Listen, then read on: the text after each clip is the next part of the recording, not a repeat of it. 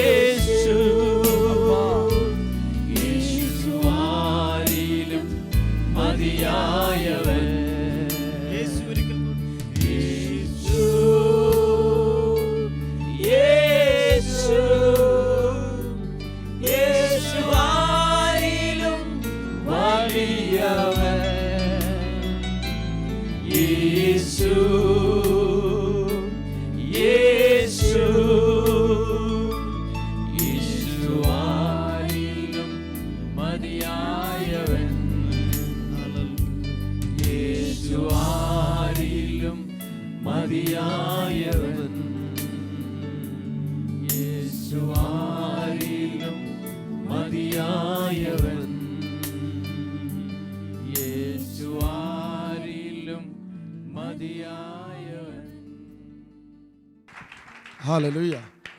വീണ്ടും നിങ്ങളുടെ കൂടെ ആയിരിക്കാൻ കർത്താവ് അനുവദിച്ച നല്ല സമയത്തിനായിട്ട് കർത്താവിനെ സ്തുതിക്കുന്നു. നമുക്ക് ഒരുമിച്ച് ഒരു ദൈവവചന ചിന്തയിലേക്ക് പോവുകയാണ്. റോമാലേഖനം 5-ാം അധ്യായം അതിൻ്റെ 19-ാമത്തെ വാക്യം. റോമാലേഖനം 5-ാം അധ്യായം അതിൻ്റെ 19-ാമത്തെ വാക്യം. ഏക മനുഷ്യന്റെ അനുസരണക്കേടിനാൽ അനേകർ പാപികളായി തീർന്നത് പോലെ ഏകന്റെ അനുസരണത്താൽ അനേകർ എന്തോ ആയിത്തീരും? നീതിമാന്മാരായിത്തീരും. ഇന്ന് പകലിലും ഈ പ്രാർത്ഥനയിൽ കർത്താവിന് കുറച്ച് നീതിമാന്മാരെ ആവശ്യമുണ്ട്. ദൈവരാജ്യത്തെ കൊണ്ടുവന്ന് സ്ഥാപിക്കുവാൻ, ദൈവരാജ്യത്തിന് വേണ്ടി നിൽക്കുവാൻ, സാത്താൻ്റെ ലോകത്തോട് കൈയെടുക്ക് പിശാചേ എന്ന് പറയാൻ ദൈവിക അധികാരത്തെ തിരിച്ചറിഞ്ഞ കുറച്ച് നീതിമാന്മാരെ ഈ തലമുറയിൽ എൻ്റെ കർത്താവിന് വേണം. ഒരു അന്ത്യകാല ഉണർവിൻ്റെ വക്കിലാണ് നാം നിൽക്കുന്നത്. പിശാച് എപ്പോഴും ശ്രമിക്കുന്ന ഏറ്റവും വലിയ കാര്യം, കാൽവറി ക്രൂശിൽ യേശു എല്ലാം ചെയ്തു കഴിഞ്ഞു. സാത്താൻ്റെ ലോകത്ത് ചെന്ന് അവൻ്റെ ആയുധം മൊത്തം പിടിച്ചും വാങ്ങി നിരായുധനാക്കി അവനെ നിർത്തിയിരിക്കുകയാണ്. അവൻ്റെ കയ്യിൽ ആയുധങ്ങളൊന്നുമില്ല. അവൻ്റെ കയ്യിലുള്ള, ഞാനിത് വളരെ സിമ്പിളായി എല്ലാവർക്കും മനസ്സിലാകത്തക്ക രീതിയിലാണ് പറയാൻ ഉദ്ദേശിക്കുന്നത്. അവൻ്റെ കയ്യിൽ ആയുധങ്ങളൊന്നുമില്ല. അവൻ്റെ കയ്യിൽ ആകെ ലഭിച്ചിരിക്കുന്നത് കുറച്ച് തന്ത്രങ്ങൾ മാത്രമേ ഉള്ളൂ. കുറച്ച് അവൻ്റെ തന്ത്രങ്ങൾ. അതുകൊണ്ടാണ് പറഞ്ഞത്, അവൻ്റെ തന്ത്രങ്ങളോട് എതിർത്ത് നിൽക്കുക. അവൻ നിങ്ങളെ വിട്ട് എങ്ങനെ പോകും? പെതുക്കെ നടന്നു പോകുന്നു. നിങ്ങളെ വിട്ട് ഓടിപ്പോകും. നമ്മുടെ ചെവിയിൽ എപ്പോഴും പിശാച് നാം എന്തോ ആണോ അതല്ലെന്ന് പറയും. നാം എന്തോ ആണോ അതല്ലെന്ന് പറയും. നാം എവിടെ ആണോ അത് അവിടെ അല്ലെന്ന് പറയും. ബൈബിള് പറയുന്നു നാം നീതിമാന്മാരാണെന്ന്. പിശാച് ചെവി പറയും അല്ല, നിങ്ങൾ കുറ്റക്കാരാണ്. ബൈബിൾ പറയുന്നു നിങ്ങളെ ക്രിസ്തുവിനോട് കൂടെ സ്വർഗത്തിൽ ഇരുത്തിയിരിക്കുന്നു. നാം പറയും നമ്മൾ പ്രശ്നത്തിലിരിക്കുന്നു. സ്തോത്രം. ഈ പൗലോസിൻ്റെ ലേഖനങ്ങളിൽ പൗലോസിൻ്റെ ഭാഷ സുവിശേഷങ്ങളിൽ നിന്ന് വളരെ വ്യത്യാസമായിരുന്നു.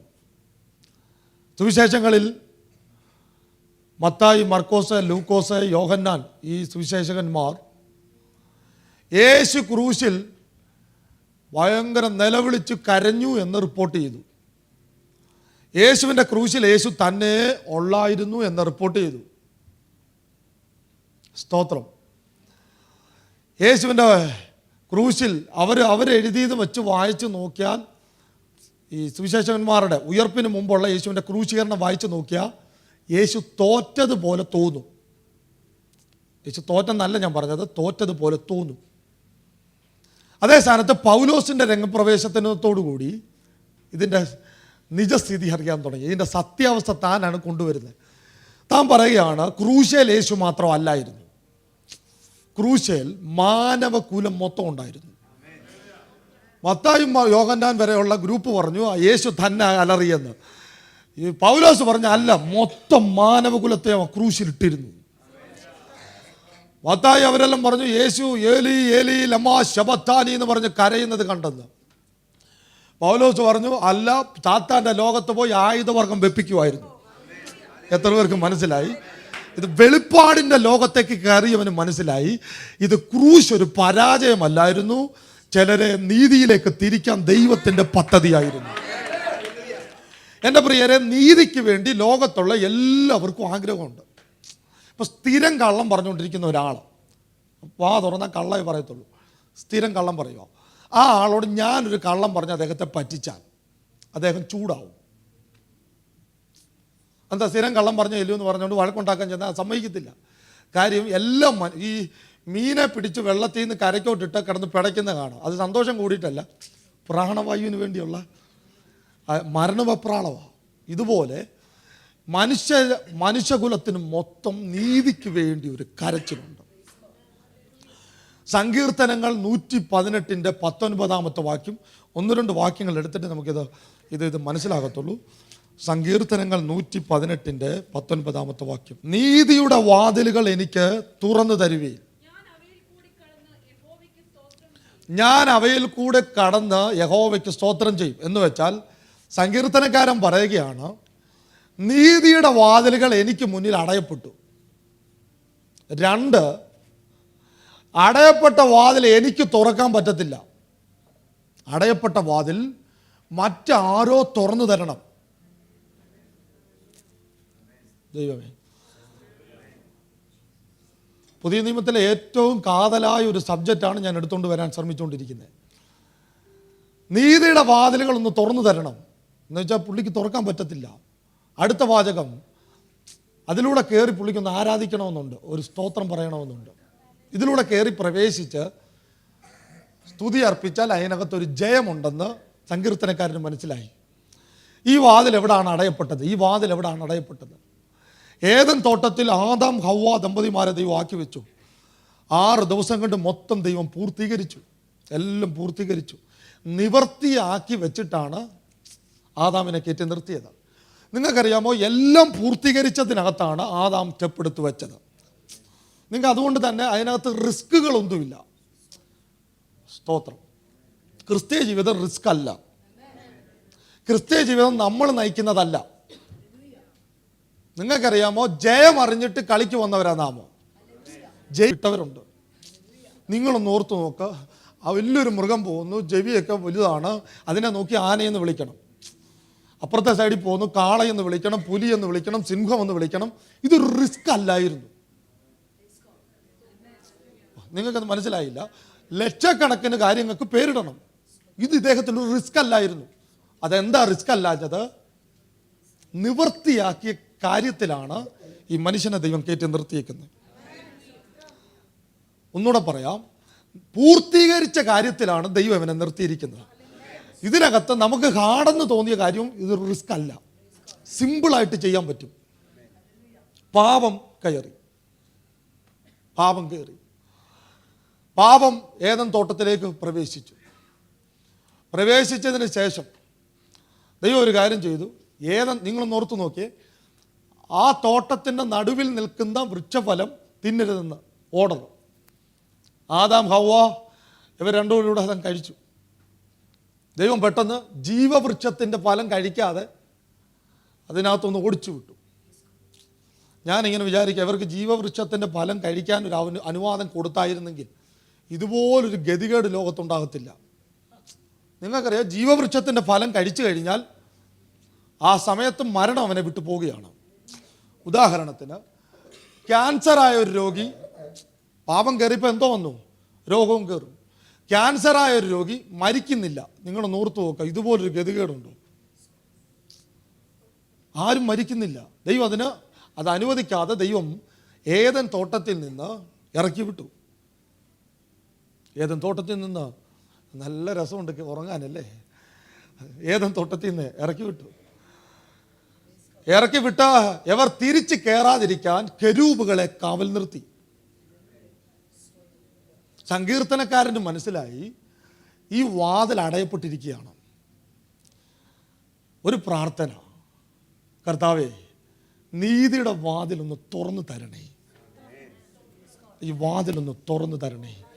എനിക്ക് അതിനകത്തൂടെ വന്നൊരു സ്തോത്രം പറയാൻ താല്പര്യമാണ്. ഈ പ്രാർത്ഥന ഫലിച്ചില്ല. പ്രാർത്ഥിച്ചു. ബൈബിളിലെ ഏറ്റവും വിശേഷപ്പെട്ട ജാതി ഏതാണെന്ന് ചോദിച്ചാൽ പഴയ നിയമത്തിലെ ഏലിയാവല്ല, ഏലിശയല്ല, ഏതെങ്കിലും ചരിത്ര പുരുഷന്മാരാരും. നമുക്ക് അവരുടെയൊക്കെ കാര്യം കേൾക്കുമ്പോൾ രോമാഞ്ചം കൊള്ളും, പക്ഷേ അവരല്ല. എൻ്റെ അഭിപ്രായത്തിൽ അവർ നമ്മുടെ കാര്യം കേൾക്കുമ്പോൾ രോമാഞ്ചം കൊള്ളും. മനസ്സിലായില്ല. കാര്യം ഇത് നിങ്ങളുടെ അടുത്ത് പറഞ്ഞു തന്നിട്ടില്ല. ചെവിയിൽ പിശാച് നിങ്ങളോട് ഇപ്പോഴും നിങ്ങൾ കുറ്റക്കാരാണെന്നുള്ള ആ ലേബലിൽ കൊണ്ടുവന്നിട്ടിരിക്കുകയാണ്. ഇന്ന് ഈ പകലിൽ കർത്താവ് ആഗ്രഹിക്കുന്ന ഈ കാര്യം കേൾക്കണം. ഈ കാര്യം നമ്മൾ പ്രാക്ടിക്കലാക്കാൻ പോവുകയാണ്. ഇത് നീതിമാൻ എന്തോ ചെയ്യാൻ പറ്റുമെന്ന് ഈ മീറ്റിംഗ് ആശീർവാദം പറയുന്നതിന് മുമ്പ് ദൈവം തെളിയിക്കും. ഹല്ലേലൂയ. ദൈവം തെളിയിക്കും. ഓക്കെ, ഇങ്ങനെ നൂറ്റാണ്ടുകളായിട്ട് നീതിമാന്മാരെ ദൈവത്തിന് കാണാൻ പറ്റുന്നില്ല. ആളുകൾ പലരും വന്നു, പലരും കയറിപ്പോയി, നടക്കുന്നില്ല. ഞാൻ നിങ്ങളോടൊരു ചോദ്യം ചോദിക്കട്ടെ. ഇതിനകത്ത് നീതിമാന്മാരായിട്ടുള്ളവരെല്ലാം ഒന്ന് കൈവൃത്തിയാട്ടെ. ഞാൻ ദൈവത്തിൻ്റെ നീതിമാനാണ്. സ്തോത്രം. ചിലർ കൈവൃത്തിയില്ല, എനിക്കറിയത്തില്ല എന്താണ്. ഒരു വാക്യം വായിക്കാം. റോമാലേഖനം 3-ാം അധ്യായം 10-ാമത്തെ വാക്യം. ബൈബിള് പറയുന്നു, നീതിമാൻ ആരുമില്ല, ഒരുത്തം പോലുമില്ല. ആരുമില്ലെന്ന്. ആരുമില്ലായിരുന്നു. ഇത് പഴയ നിയമത്തിലെ ഒരു വാക്യം പൗലോസ് കൊണ്ടുവന്നിട്ടിരിക്കുകയാണ്. പഴയ നിയമത്തിലൊരു വാക്യം. പഴയ നിയമത്തിൽ നീതിമാനെ കാണാൻ ദൈവത്തിന് കഴിഞ്ഞില്ല. അവസാനം അവരാകാൻ ശ്രമിച്ച് നടക്കുന്നില്ലെന്ന് കണ്ടപ്പോൾ അവർ പറഞ്ഞു ആരുമില്ലെന്ന്. നിങ്ങൾക്കറിയാമോ, നമ്മൾ ചെയ്യുന്ന നീതിപ്രവൃത്തി ദൈവത്തിൻ്റെ മുമ്പിൽ യെശയ്യാവ് പറയുന്നത് കറ പുരണ്ട തുണി പോലിരിക്കും. ഞാനൊരു നീതിപ്രവൃത്തി ദൈവത്തിൻ്റെ മുന്നിൽ ഒരു പ്രവൃത്തി ചെയ്യാൻ ആശ്രയിച്ചാൽ ആ പ്രവൃത്തി ദൈവം മുമ്പാകെ കറ പുരണ്ട തുണി പോലാണ്. മതം കൂട്ടി കാട്ടുന്ന എല്ലാ പ്രവൃത്തിയും ദൈവത്തിൻ്റെ മുന്നിൽ കറ പുരണ്ട തുണി പോലാണ്. ഇതൊന്നും ദൈവസന്നിധിയിൽ വിജയിക്കുന്നില്ല. മനുഷ്യൻ നിസ്സഹായതയോട് സ്വർഗത്തോട് നോക്കി നിൽക്കുകയാണ്. സ്തോത്രം. ആ സമയത്താണ് ദൈവം വേഷത്തിൽ മനുഷ്യനായിട്ട് ഭൂമിയിലോട്ട് വരുന്നു. ഒരൊറ്റ ഉദ്ദേശം. കർത്താവിൻ്റെ ആദ്യത്തെ വരവിൽ ഒറ്റ ഉദ്ദേശം, പാപികളെ തിരക്കിയാണ് വരുന്നത്. പാപികളെ മാത്രം തിരക്കി. ഇനി യേശു ഒന്നുകൂടെ വരും. അത് പാപികളെ തിരക്കിയല്ല, അവന് നീതിമാന്മാരെ ആവശ്യമുണ്ട്. അടുത്ത വരവിൽ അവന് പാപികളെ അല്ല ആവശ്യം, അടുത്ത വരവിൽ അവന് കുറെ നീതിമാന്മാരെ ആവശ്യമുണ്ട്. എത്ര പേർ വിശ്വസിക്കുന്നു പ്രിയരെ? അകത്ത് ഒരു നീതിബോധം ഇന്നിടണം. റോമാലേഖനം 3-ാം അധ്യായം 21-ാമത്തെ വാക്യം. പണ്ട് നീതിമാന്മാരില്ലായിരുന്നു. അടുത്തത്, ഇപ്പോഴോ ദൈവത്തിന്റെ നീതി. കേട്ടോണം, ഇത് എഴുതിയ പൗലോസിന് ഇതിന് ഭയങ്കര വിരോധമായിരുന്നു. ഇപ്പോഴോ ദൈവത്തിന്റെ നീതി പ്രവർത്തിക്കുന്ന എല്ലാവർക്കും അല്ല. ഇപ്പോഴോ ദൈവത്തിന്റെ നീതി ഉരുണ്ട് ദൈവത്തെ പ്രസാദിപ്പിക്കുന്നവർക്കല്ല. ഇപ്പോഴോ ദൈവത്തിന്റെ നീതി മല കയറി ദൈവത്തെ പ്രസാദിപ്പിക്കുന്നവർക്കല്ല. ഇപ്പോഴോ ദൈവത്തിന്റെ നീതി മെഴുകുതിരി കത്തിച്ച് ദൈവത്തെ പ്രസാദിപ്പിക്കുന്നവർക്കല്ല. ഇപ്പോഴോ ദൈവത്തിന്റെ നീതി വിശ്വസിക്കുന്നവർക്ക്. എത്ര പേർ വിശ്വസിക്കുന്നു? ഇപ്പോഴുള്ള ദൈവത്തിന്റെ നീതി വിശ്വസിക്കുന്നവർക്ക്. 25-ാമത്തെ വാക്യോട് വായിച്ചാട്ടെ. 25-ാമത്തെ വാക്യം. വിശ്വസിക്കുന്നവർക്ക് അവൻ തന്റെ രക്തം മൂലം പ്രായശ്ചിത്തമാകുവാൻ ദൈവം അവനെ എങ്ങനെ നിർത്തിയിരിക്കുന്നു? പരസ്യമായി നിർത്തിയിരിക്കുന്നു. യേശുവിനെ എവിടെങ്കിലും കൊണ്ടുവന്ന് ഒളിപ്പിച്ചു വച്ചേക്കുമല്ല. ഏത് മഹാപാപിക്കും 24 മണിക്കൂറും അവൈലബിൾ ആയിട്ട്. അവൻ ഇരിക്കുന്ന സ്ഥലം വിഷയമല്ല, അവൻ ചെയ്തു കൂട്ടിയ പാപം വിഷയമല്ല. ഏത് മഹാപാപിക്കും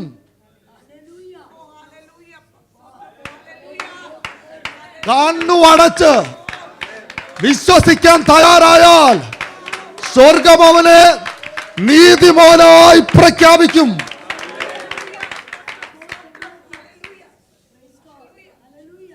എബ്രായ ലേഖനത്തിൽ പറയുന്നുണ്ട് നീതിയുടെ വചനത്തിൽ. എബ്രായർ 5-ാമത്തെ അധ്യായം എടുത്താട്ടെ.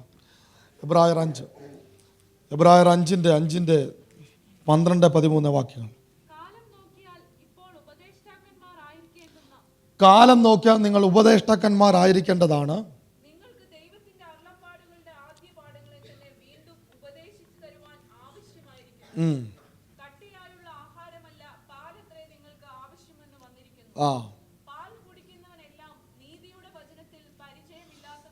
കേട്ടോണം, പൗലോസ് പറയുകയാണ് നീതിയുടെ വചനത്തിൽ പരിചയമില്ലാത്തവരെന്താണ്? പാല് കുടിക്കുന്നവരാണ്, ശിശുവാണ്. എന്നെ പറയാം, ഞാനിത് സ്ലോയി പറയുന്നതിലും എനിക്കറിയാം ഇതിൻ്റെ അവസാനം ഞാൻ കർത്താവിനോട് ഞാൻ പുതിയ നിയമത്തിൻ്റെ ഏറ്റവും വലിയ സത്യം എടുത്തുകൊണ്ട് വരുന്നത്. ഇത് പറഞ്ഞിട്ട് ഇത് പറയിപ്പിച്ചവൻ ഇറങ്ങണമെന്ന് ഞാൻ പ്രതീക്ഷിച്ച് നിൽക്കുകയാണ്. ഞാൻ ഇളക്കാൻ ഒന്നും ചെയ്യത്തില്ല. ഞാൻ കർത്താവിനോട് അങ്ങനെ വാശി പിടിക്കുന്ന ആളെ ഞാൻ ഒന്നും ചെയ്യത്തില്ല.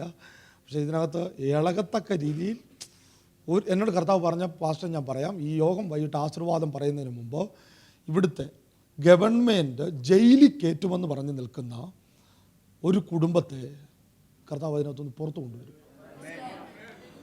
ഈ രാജ്യം വിടാൻ പറ്റത്തില്ലെന്ന് പറഞ്ഞു കിടക്കുന്ന ഒരു മേജർ കേസിനെ ഇതിനകത്ത് ഇവിടെ വെച്ച് തൊടുമെന്ന് കർത്താവിനോട് പറഞ്ഞു കഴിഞ്ഞു. ഒരാൾക്കും തൊടാൻ പറ്റാത്ത കേസുകൾ ഇവിടെ വെച്ച് തൊടും. ഞാനത് വെയിറ്റ് ചെയ്ത് നിൽക്കുകയാണ്. സ്തോത്രം. നീതിയുടെ വചനത്തിൽ എന്തുവാണ് അവർ? ശിശുക്കൾ.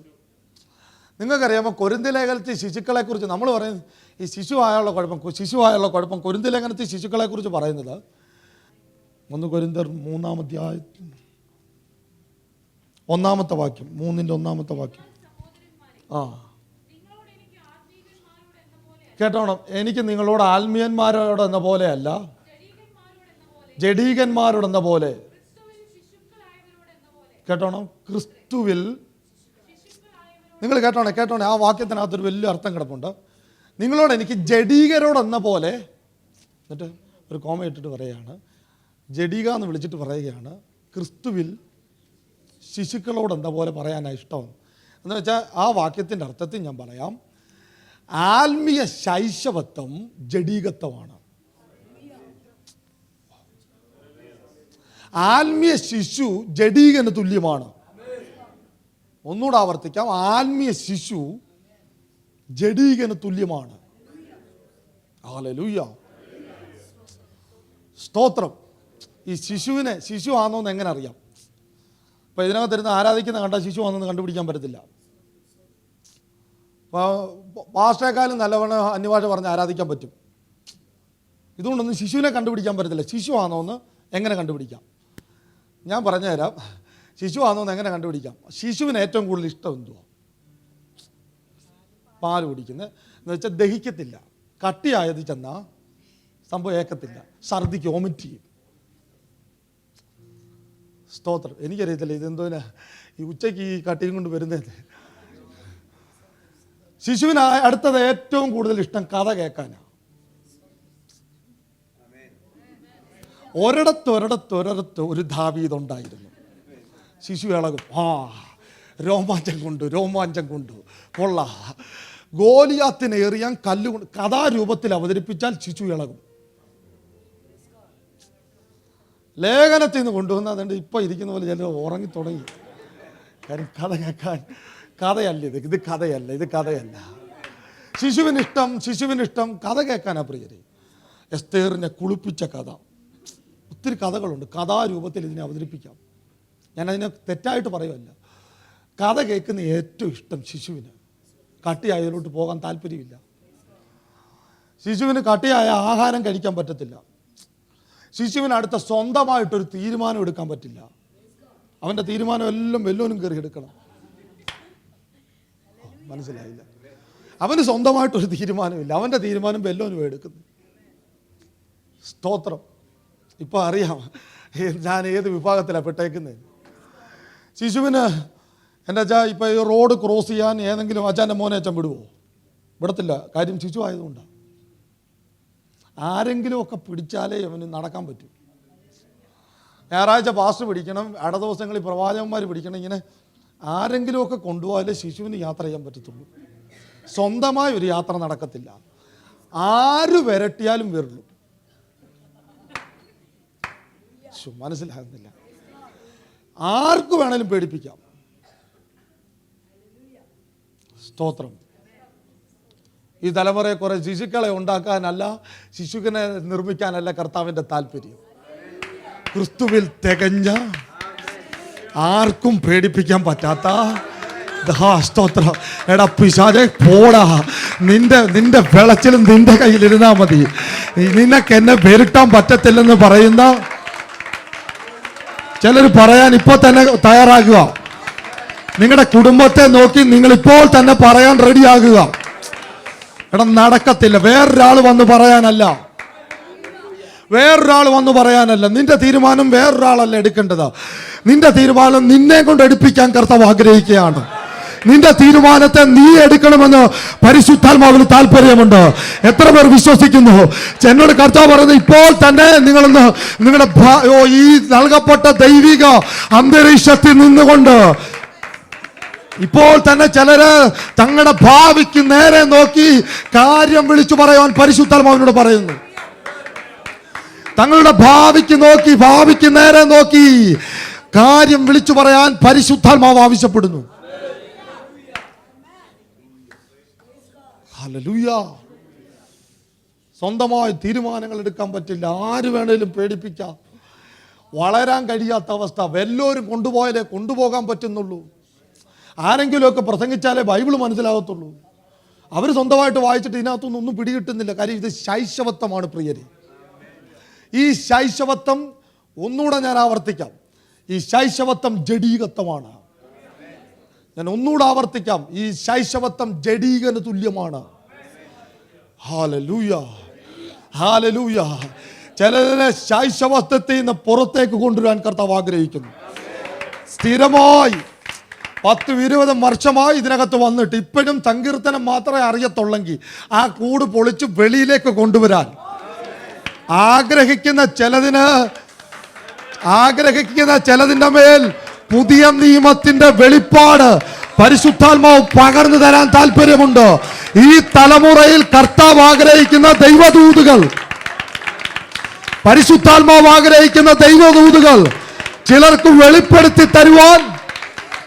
ഓ സ്തോത്രം, സ്തോത്രം, സ്തോത്രം, സ്തോത്രം, സ്തോത്രം, സ്തോത്രം, സ്തോത്രം, സ്തോത്രം. കർത്താവിനെ ഒന്ന് സ്തുതിച്ചാട്ടെ. എല്ലാവരും കരങ്ങൾ അടിച്ച് ആ മേഖലയിലേക്കൊന്ന് പ്രവേശിക്കാൻ തയ്യാറെടുക്കുക. ബുദ്ധിയിലല്ല ദൈവവചനത്തെ നിങ്ങൾ പിടിക്കേണ്ടത്. ദൈവവചനത്തെ ബുദ്ധിയിലല്ല, കുറെ ആശയങ്ങളുടെ പുറകിലല്ല, കുറെ ഏതെങ്കിലും ഐഡിയയുടെ പുറത്തല്ല, എക്സ്പീരിയൻസിലല്ല.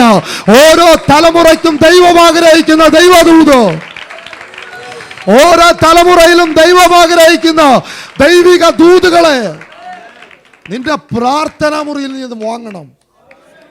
അതൊരു പുരുഷന്റെ ലക്ഷണമാണ്. ഹല്ലേലൂയ, ഹല്ലേലൂയ, സ്തോത്രം, ഹല്ലേലൂയ. ശൈശവത്വം, കർത്താവിൻ്റെ വചനത്തിൽ കയറി പോകാൻ പറ്റാത്ത അവസ്ഥ, അതിൻ്റെ അടുത്ത ലെവലിലോട്ട് പ്രവേശിക്കാൻ പറ്റാത്ത അവസ്ഥ. നീതിയുടെ വചനത്തിൽ പരിജ്ഞാനമില്ല. ആരെങ്കിലുമൊക്കെ ഒന്ന് വന്ന് 2 പ്രാവശ്യം എടുത്ത് ചോദിച്ചാൽ നീതിമാനാണെന്ന് ചോദിച്ചാൽ അന്നേരം കൈതാത്തിടും. സ്തോത്രം. എൻ്റെ പ്രിയരെ, പുതിയ നിയമത്തിൽ കർത്താവിന് കുറെ നീതിമാന്മാരെ വേണം. ആ നീതി എന്തേലും പ്രവൃത്തി ചെയ്തുകൊണ്ടുള്ള നീതിയല്ല, വിശ്വസിക്കുന്നവരുടെ മേൽ ഇട്ടുകൊടുക്കുന്ന നീതിയാണ്. നിങ്ങൾ യേശുവിനെ വിശ്വസിക്കുന്നോ? വിശ്വസിച്ചെങ്കിൽ നിങ്ങൾ ദൈവത്തിൻ്റെ നീതിമാനാണ്. നിങ്ങൾ വിശ്വസിച്ചില്ലെങ്കിലും നിങ്ങൾ ദൈവത്തിൻ്റെ നീതിമാനാണ്. ഞാൻ ദൈവത്തിൻ്റെ നീതിമാനാണ്. സ്തോത്രം. യെശയ്യാവ് 53:11 വാക്യം എടുത്താട്ടെ. യെശയ്യാവ് 53:11 വാക്യം. അവൻ തന്റെ പ്രയത്നഫലം കണ്ട്, കേട്ടോണം, യേശുവിൻ്റെ ക്രൂശീകരണത്തെക്കുറിച്ചുള്ള പഴയ നിയമത്തിൽ ഒരു പ്രവചനം. ഈ പ്രവചനം യേശുവിൻ്റെ ക്രൂശീകരണം, ജനനം, യെശയ്യാവിൻ്റെ പ്രവചനത്തിനകത്ത് യേശുവിൻ്റെ ക്രൂശീകരണം, മരണം, അടക്കം, ഉയർത്തെഴുന്നേൽപ്പ്. അടുത്തത് ആ ഉയർത്തെഴുന്നേൽപ്പ് നിമിത്തമുള്ള റിസൾട്ട്. അതാണ് അവിടെ എഴുതിയിരിക്കുന്നത്. അവൻ തൻ്റെ പ്രയത്നഫലം കണ്ട് തൃപ്തനാകും. നീതിമാനായ എൻ്റെ ദാസൻ തൻ്റെ പരിജ്ഞാനം കൊണ്ട് പലരെയും. യേശുവിൻ്റെ ക്രൂശീകരണത്തിൻ്റെ റിസൾട്ടാണ് നീതിമാന്മാരുണ്ടാകുന്നത്. ഓക്കെ, ഇത് ഉണ്ടായാലുള്ള ഗുണമാണ് ഇനി ഞാൻ പറയാൻ വരുന്നത്. ആദ്യം ഇതാണോന്ന് തെളിയിച്ചിട്ട് മതി. ഉണ്ടായാലുള്ള ഗുണം, യേശുവിൻ്റെ ക്രൂശീകരണത്തിൻ്റെ റിസൾട്ടാണ് നീതിമാന്മാരായി മാറുന്നത്. നാം ചെയ്ത പ്രവൃത്തി അല്ല നാം നീതിമാന്മാരാകുന്നത്, യേശുവിൻ്റെ ക്രൂശീകരണത്തിൻ്റെ റിസൾട്ട്. ഹല്ലേലൂയ. ഇനി നമ്മൾ അടുത്ത വാക്യത്തിലോട്ട് വരികയാണ്. റോമാലേഖനം 5:19 വാക്യം. ഏകന്റെ അനുസരണക്കേടിനാൽ അനേകർ പാപികളായി തീർന്നത് പോലെ ഏകന്റെ, ഓക്കെ കേട്ടോണം, ഒരുത്തൻ്റെ അനുസരണക്കേടാണ് മാനവകുലം മൊത്തം പാപിയായെന്ന് നമ്മൾ വിശ്വസിക്കുന്നല്ലോ. അതെല്ലാവരും വിശ്വസിക്കുന്നുണ്ടല്ലോ. അത് വിശ്വസിക്കാത്ത ആരുമില്ലല്ലോ. ആദാമാണ് ഈ കുഴപ്പത്തിനെല്ലാം കാരണമെന്ന് എല്ലാവരും വിശ്വസിക്കുന്നു. എൻ്റെ ഒരു സ്നേഹിതൻ കഴിഞ്ഞ കുറേ നാളുകൾക്ക് മുമ്പ് പറഞ്ഞു, സത്യത്തിൽ സ്വർഗത്തിൽ ചെല്ലുമ്പോൾ ഞാൻ ആദാമിനിട്ടൊരു അടി കൊടുക്കുമെന്ന്. കാരണം ഈ കുഴപ്പമെല്ലാം ഇദ്ദേഹമാണ് കാണിച്ചു കൂട്ടിയത്. പക്ഷേ എനിക്കറിയാവുന്നൊരു കാര്യം, ആദാമേ നീ കുഴപ്പം കാണിച്ചത് കൊണ്ടാണ് ഞങ്ങൾക്ക് നല്ലൊരു രക്ഷകനെ കിട്ടിയത്. നിന്റെ ചുവട് തെറ്റിയത് കൊണ്ട് ആദാമേ എനിക്ക് നല്ലൊരു രക്ഷകനെ കിട്ടിയത്. അങ്ങനെ പറയാൻ പറ്റുന്ന എത്ര പേരുണ്ട്? എനിക്ക് നല്ലൊരു രക്ഷകനെ കിട്ടിയത് ആദാമിൻ്റെ വീഴ്ചയാണ്. ഓക്കെ, ആദാം എന്ന മനുഷ്യനിൽ പാപം കലർത്തി സകലരെയും പാപിയാക്കി. ദൈവം യേശു എന്ന നീതിമാനിൽ നീതി കലർത്തി സകലരെയും നീതിമാന്മാരാക്കി. ഒന്നുകൂടെ ആവർത്തിക്കാം. നമുക്ക് ഇതിനുണ്ട് ഏതാണ് കൂടുതൽ വിശ്വാസം? നമ്മൾ പാപിയായത് ആദാമാണെന്നില്ലയോ കൂടുതൽ വിശ്വാസം? ഞാൻ പറയുന്നത് അതിനേക്കാൾ കൂടുതൽ വിശ്വസിക്കണം. യേശു കാരണം സകലരും നീതിമാന്മാരായി. ഓക്കെ, ആദാം മണ്ണിൽ നിന്ന് പുറത്തു വന്നവനാണ്. മണ്ണിൽ നിന്ന് പുറത്തു വന്നവന് സകലരെയും പാപിയാക്കാൻ പറ്റുമായിരുന്നെങ്കിൽ, യേശു വിണ്ണിൽ നിന്ന് വന്നവനാണ്. മണ്ണിൽ നിന്ന് വന്നവന് സകലരെയും പാപിയാക്കാൻ പറ്റുമെന്ന് വിശ്വസിച്ചാൽ, വിണ്ണിൽ നിന്ന് വന്നവന് എത്രയധികം മനസ്സിലാകണം. ഞാൻ ഇന്ന് പറഞ്ഞുകൊണ്ടിരിക്കുന്നത് എൻ്റെ രക്ഷകൻ്റെ കാര്യമാണ്. മണ്ണിൽ നിന്നെടുത്ത ആദാമിന് സകലരെയും പാപിയാക്കാൻ പറ്റുമായിരുന്നുവെങ്കിൽ വിണ്ണിൽ നിന്ന് പുറത്തു വന്ന യേശുവിനെ എന്തുകൊണ്ട് സകലരെയും നീതിമാന്മാരാക്കി കൂടാ? നിങ്ങൾക്ക് മനസ്സിലായില്ല. മണ്ണിൽ നിന്ന് പുറത്തു വന്നവൻ സകലരെയും പാപിയാക്കി പാപം സ്വാധീനിച്ചുവെങ്കിൽ വിണ്ണിൽ നിന്ന് വന്ന് യേശുവിന് സകലരെയും നീതിമാന്മാരാക്കാൻ പറ്റും. ഹല്ലേലൂയ. ദൈവം നീതീകരിച്ചവനെ പറ, മനസ്സിലായില്ല. ദൈവം നീതീകരിച്ചവനെ, റോമാലേഖനം 8:33 വാക്യമാണ്. ദൈവം നീതീകരിച്ചവനെ ആർ കുറ്റം വിധിക്കും. വെച്ചാൽ ദൈവം ഒരുത്തനെ നീതീകരിക്കുകയാണ്. ലക്ഷക്കണക്കിന് ആളുകളെ കൊന്ന് നാം ചെയ്യാവുന്നത് വെച്ച് ഏറ്റവും കൂടുതൽ പാപം ചെയ്ത് ഒരു മനുഷ്യനെ, അവൻ യേശുവിനെ വിശ്വസിക്കുന്ന നിമിഷം തന്നെ അവനെ നീതിമാനാക്കി മാറ്റും. ഇത് നമ്മുടെ ചിന്തയിൽ ഒരിക്കലും ഇതിനെ അംഗീകരിക്കാൻ പിശാച് സമ്മതിക്കില്ല. നമ്മുടെ പിശാചിൻ്റെ ഏറ്റവും വലിയ യുദ്ധം വെളിയിൽ ഏതെങ്കിലും മന്ത്രവാദം ചെയ്തുകൊണ്ടല്ല, ഈ മൈൻഡിലാണ് അവൻ കയറിയിരിക്കുന്നത്. ഇവൻ സമ്മതിക്കത്തില്ല, ഇവൻ നീതിമാനാന്ന് സമ്മതിക്കത്തില്ല. ലോകം മൊത്തം കുറ്റവാളി എന്ന് പറഞ്ഞ് എഴുതി തള്ളിയ കേസിനെയാണ് ദൈവം നീതീകരിച്ച് നിർത്തുന്നത്. അതുകൊണ്ടാണ് ചോദിച്ചത്, ദൈവം നീതീകരിച്ചതിനെ ആർക്ക് കുറ്റം ചുമത്താൻ പറ്റും? ഓക്കെ, എൻ്റെ ദൈവം ഒരിക്കലും വ്യക്തികളെ കുറ്റം വിധിക്കുന്ന ആളല്ല. കുറ്റം വിധിക്കുന്നത്, കുറ്റം പറയുന്നത് 100% മറ്റേ ഏജന്റാണ്. സ്തോത്രം. ഒരു വ്യക്തിയുടെ കുറ്റം പ്രചരിപ്പിക്കുന്നെങ്കിൽ 100% ആളും മറ്റേ ഏജന്റാണ്. അന്യഭാഷ പറയും, പിന്നെ ഇരുന്ന് തുള്ളും, ദേഹം പെരുപ്പിക്കും, എല്ലാം കറക്റ്റാണ്. പ്രചരിപ്പിക്കുന്നത് കുറ്റമാണെങ്കിൽ ആൾ ഏജന്റ് വേറെയാണ്, മറ്റേ ആളിൻ്റെ ഏജന്റാണ് ഈ പ്രചരിപ്പിച്ചുകൊണ്ടിരിക്കുന്നത്. ഇതിനൊന്നും ആമേൻ വരത്തില്ല. ഇത് നമുക്ക് സുഖം ഉണ്ടാക്കുന്ന കാര്യം എനിക്കറിയത്തില്ല. എനിക്ക് സുഖം ഉണ്ടാക്കുന്ന ദൂതുകളെ എനിക്കറിയത്തില്ല. എനിക്കിതെല്ലാവരും മനസ്സിലാകുന്ന രീതിയിൽ പെതുക്കെ പറയാനേ അറിയത്തുള്ളൂ. നിങ്ങൾ പ്രാർത്ഥിക്കുക എനിക്ക് വേറൊരു കൃപയുടെ കിട്ടാൻ. സ്തോത്രം. നിങ്ങൾക്കറിയാമോ, യേശുവിൻ്റെ അടുത്ത് ഒരു സ്ത്രീയെ കൊണ്ടുവന്ന് വെച്ചാൽ നാട്ടുകാർ മൊത്തം കുറ്റം വിധിച്ചുകൊണ്ടാണ് കൊണ്ടുവന്നത്. യേശുവിന് ഒരിക്കലും സ്വയം നീതിക്കാരെ രക്ഷപ്പെടുത്താൻ പറ്റില്ല. സ്വയനീതിക്കാർക്ക് സ്വർഗത്തിലോട്ട് പ്രവേശനമില്ല. ഏത് മഹാഭാവിക്ക് മുന്നിൽ സ്വർഗം തുറന്നു കൊടുക്കുന്നു. എന്നുവെച്ചാൽ എൻ്റെ വർക്ക് കൊണ്ടും ഞാൻ ഇതുവരെയും പാപമൊന്നും ചെയ്തിട്ടില്ല, ഞാൻ ഇതുവരെ അറിയപ്പെടുന്ന പാപങ്ങളിൽ പോയി വീണിട്ടില്ല എന്നൊക്കെ പറഞ്ഞ് സ്വയനീതിയിൽ ആശ്രയിക്കുന്ന കുറേ ഗ്രൂപ്പുണ്ട്. അവരുടെ മുന്നിൽ സ്വർഗം തുറന്നു കൊടുക്കില്ല. ഞാനീ പറയുന്ന കാര്യങ്ങൾക്കെല്ലാം വചനത്തിൽ നിന്ന് തെളിവ് വെച്ച് എനിക്ക് പറയാം. സ്വയനീതി, 2 പേര് ആലയത്തിൽ പ്രാർത്ഥിക്കാൻ വേണ്ടി വന്നു. ലൂക്കോസിലാണ് ഇത് എഴുതിയിരിക്കുന്നത്. ലൂക്കോസ് 18. ഒരു പരീശനും ഒരു ചുങ്കക്കാരനും, 2 പ്രാർത്ഥന. പരീശൻ വന്നിട്ടൊരു പ്രാർത്ഥന പ്രാർത്ഥിക്കുകയാണ്. നമ്മുടെ ചിലരുടെ പ്രാർത്ഥന പോലെയൊക്കെ ഒക്കും. ഇദ്ദേഹം വന്ന് പ്രാർത്ഥിക്കുകയാണ്, കർത്താവേ, ആഴ്ചയിൽ 2 ദിവസം ഞാൻ ഉപവസിക്കുന്നു, എല്ലാത്തിനും ദശാംശം കവറിലിട്ട് കൊടുക്കുന്നുണ്ട്. എന്നിട്ട് ഇതങ്ങ് പ്രാർത്ഥിച്ചിട്ട് പോയാൽ മതിയായിരുന്നവന്. ഞാൻ വിട്ടില്ല. ഞാൻ പറഞ്ഞു, ദണ്ട് ഈ നിൽക്കുന്ന യവൻ്റെ കൂട്ടല്ല ഞാൻ. നീ അവനെ കണ്ടോ? എടാ, നിന്റെ കാര്യം പറഞ്ഞിട്ട് നീ പോയാൽ പോരായിരുന്നു. നിന്ന് പറയും, യവനെ പോലല്ല ഞാൻ വേറെ നീതിമാനാണെന്ന്. നിങ്ങൾക്കറിയാമോ, ആ ഭാഗം 18-ാം അധ്യായം, അത് പെട്ടെന്ന് എടുത്തിരുന്നു. അതിൻ്റെ ഏറ്റവും അവസാനത്തെ വാക്യം ഒന്ന് വായിക്കാമോ? ഈ ചുങ്കക്കാരൻ എങ്ങനെ വീട്ടിൽ പോയെന്ന് കേട്ടോണം. യവൻ വന്നിട്ടൊരു പ്രാർത്ഥന, യവന് പ്രാർത്ഥിക്കാൻ യവൻ്റെ അത്രയും ദശാംശം കൊടുപ്പും യവൻ്റെ അത്രയും ഉപവാസമൊന്നുമില്ല. യവൻ വന്നിട്ട് പറഞ്ഞു, കർത്താവേ, സ്വർഗത്തോട് പോലും നോക്കാൻ എനിക്ക് പറ്റത്തില്ല. നെഞ്ചത്തോട്ട് ഒറ്റയടി. സ്വർഗം ആരുടെ കൂടെ നിന്നെന്നറിയാം? യവൻ്റെ കൂടെ കയറി നിന്നു.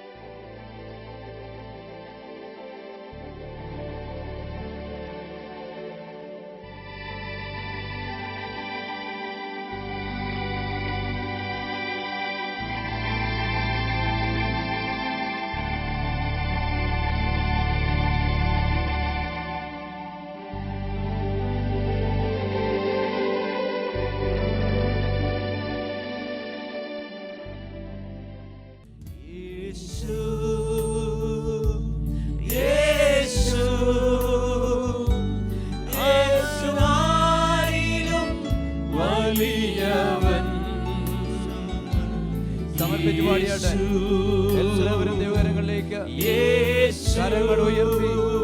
കരങ്ങൾ ഉയർത്തി ദൈവസന്നിധിയിൽ സമർപ്പിച്ച് പാടിയാട്ടെ. യേശു യേശു യേശു യേശു യേശു ആരിലും വലിയ ആ വലിയ ദൈവത്തെ ഒന്ന് കണ്ടുമുട്ടിയാട്ടെ. ആ വലിയ ദൈവത്തെ കണ്ടുകൊണ്ട് പാടിയാട്ടെ. യേശു ഉന്നതൻ ഉയർന്നിരിക്കുന്നവൻ, ശാശ്വതവാസിയായ, ഇന്നലെയും ഇന്നും അനന്യനായ ആ വലിയ ദൈവത്തിന്റെ മുഖം കണ്ട്, ആ വലിയ ദൈവത്തിന്റെ മുഖം കണ്ട് എല്ലാവരും ആത്മസമർപ്പണത്തോടെ ദൈവത്തെ സമർപ്പിച്ച് പാടിയാട്ടെ. ക്ഷമിക്കുന്നവൻ പുതുജീവനിൽ പകരുന്നവൻ, പാപമെല്ലാം ക്ഷമിക്കുന്നവൻ, പുതുജീവനിൽ പകരുന്നവൻ. യേശു യേശു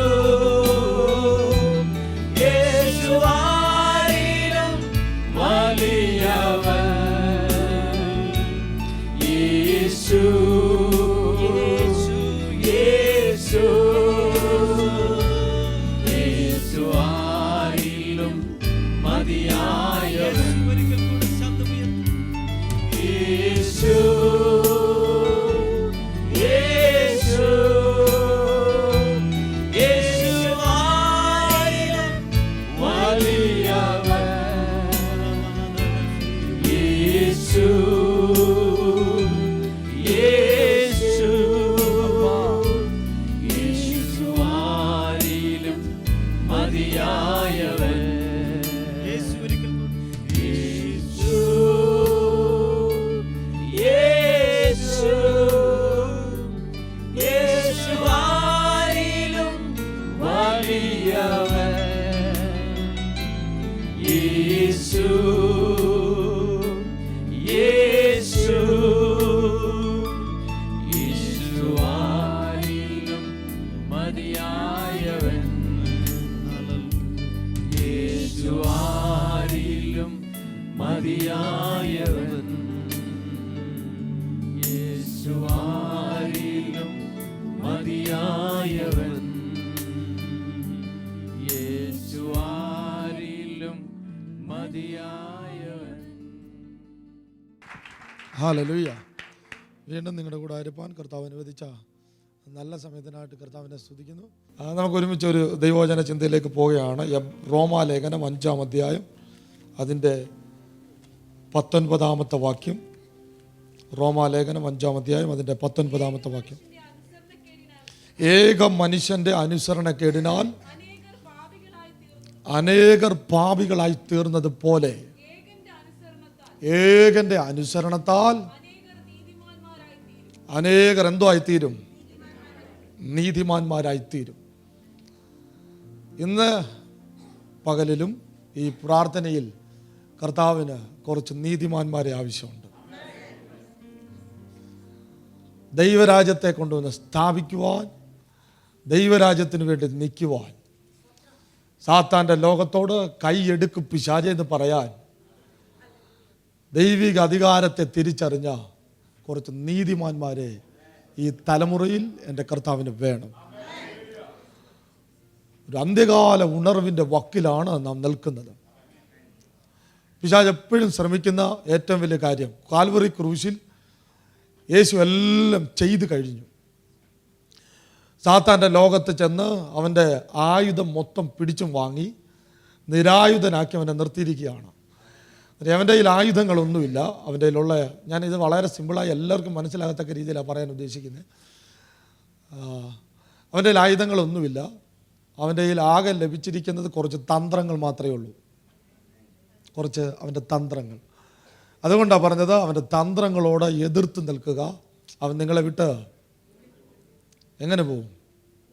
ഇപ്പം ഇതൊക്കെ നടന്നു പോകുന്നു. നിങ്ങളെ വിട്ട് ഓടിപ്പോകും. നമ്മുടെ ചെവിയിൽ എപ്പോഴും പിശാച് നാം എന്തോ ആണോ അതല്ലെന്ന് പറയും. നാം എന്തോ ആണോ അതല്ലെന്ന് പറയും. നാം എവിടെ ആണോ അത് അവിടെ അല്ലെന്ന് പറയും. ബൈബിള് പറയുന്നു നാം നീതിമാന്മാരാണെന്ന്. പിശാച് ചെവി പറയും അല്ല, നിങ്ങൾ കുറ്റക്കാരാണ്. ബൈബിൾ പറയുന്നു നിങ്ങളെ ക്രിസ്തുവിനോട് കൂടെ സ്വർഗത്തിൽ ഇരുത്തിയിരിക്കുന്നു. നാം പറയും നമ്മൾ പ്രശ്നത്തിലിരിക്കുന്നു. സ്തോത്രം. ഈ പൗലോസിൻ്റെ ലേഖനങ്ങളിൽ പൗലോസിൻ്റെ ഭാഷ സുവിശേഷങ്ങളിൽ നിന്ന് വളരെ വ്യത്യാസമായിരുന്നു. സുവിശേഷങ്ങളിൽ മത്തായി, മർക്കോസ്, ലൂക്കോസ്, യോഹന്നാൻ, ഈ സുവിശേഷകന്മാർ യേശു ക്രൂശിൽ ഭയങ്കര നിലവിളിച്ച് കരഞ്ഞു എന്ന് റിപ്പോർട്ട് ചെയ്തു. യേശുവിൻ്റെ ക്രൂശിൽ യേശു തന്നെ ഉള്ളായിരുന്നു എന്ന് റിപ്പോർട്ട് ചെയ്തു. സ്തോത്രം. യേശുവിൻ്റെ ക്രൂശിൽ അവരെഴുതിയത് വെച്ച് വായിച്ച് നോക്കിയാൽ, ഈ സുവിശേഷകന്മാരുടെ ഉയർപ്പിന് മുമ്പുള്ള യേശുവിൻ്റെ ക്രൂശീകരണം വായിച്ച് നോക്കിയാൽ യേശു തോറ്റതുപോലെ തോന്നും. യേശു തോറ്റെന്നല്ല ഞാൻ പറഞ്ഞത്, തോറ്റതുപോലെ തോന്നും. അതേ സ്ഥാനത്ത് പൗലോസിൻ്റെ രംഗപ്രവേശനത്തോടുകൂടി ഇതിൻ്റെ നിജസ്ഥിതി അറിയാൻ തുടങ്ങി. ഇതിൻ്റെ സത്യാവസ്ഥ താനാണ് കൊണ്ടുവരുന്നത്. താൻ പറയുകയാണ് ക്രൂശേൽ യേശു മാത്രം അല്ലായിരുന്നു, ക്രൂശേൽ മാനവകുലം മൊത്തം ഉണ്ടായിരുന്നു. മത്തായും യോഹന്നാൻ വരെയുള്ള ഗ്രൂപ്പ് പറഞ്ഞു യേശു തന്നെ അലറിയെന്ന്. ഈ പൗലോസ് പറഞ്ഞ അല്ല, മൊത്തം മാനവകുലത്തെ അവൻ ക്രൂശിലിട്ടിരുന്നു. മത്തായി അവരെല്ലാം പറഞ്ഞു യേശു ഏലി ഏലി ലമാ ശബത്താനി എന്ന് പറഞ്ഞ് കരയുന്നത് കണ്ടെന്ന്. പൗലോസ് പറഞ്ഞു അല്ല, സാത്താൻ്റെ ലോകത്ത് പോയി ആയുധവർഗം വെപ്പിക്കുമായിരുന്നു. എത്ര പേർക്ക് മനസ്സിലായി? ഇത് വെളിപ്പാടിൻ്റെ ലോകത്തേക്ക് കയറിയവന് മനസ്സിലായി ഇത് ക്രൂശ് ഒരു പരാജയമല്ലായിരുന്നു, ചിലരെ നീതിയിലേക്ക് തിരിക്കാൻ ദൈവത്തിൻ്റെ പദ്ധതിയായിരുന്നു. എൻ്റെ പ്രിയരെ, നീതിക്ക് വേണ്ടി ലോകത്തുള്ള എല്ലാവർക്കും ആഗ്രഹമുണ്ട്. ഇപ്പോൾ സ്ഥിരം കള്ളം പറഞ്ഞുകൊണ്ടിരിക്കുന്ന ഒരാൾ വാ തുറന്നാൽ കള്ളേ പറയത്തുള്ളൂ. സ്ഥിരം കള്ളം പറയുമോ? ആ ആളോട് ഞാനൊരു കള്ളം പറഞ്ഞ് അദ്ദേഹത്തെ പറ്റിച്ചാൽ അദ്ദേഹം ചൂടാവും. എന്താ സ്ഥിരം കള്ളം പറഞ്ഞ എല്ലു എന്ന് പറഞ്ഞുകൊണ്ട് വഴക്കുണ്ടാക്കാൻ ചെന്നാൽ സമ്മതിക്കത്തില്ല. കാര്യം എല്ലാം ഈ മീനെ പിടിച്ച് വെള്ളത്തിൽ നിന്ന് കരയ്ക്കോട്ടിട്ട് കിടന്ന് പിടയ്ക്കുന്ന കാണും. അത് സന്തോഷം കൂടിയിട്ടല്ല, പ്രാണവായുവിന് വേണ്ടിയുള്ള മരണവെപ്രാളമാണ്.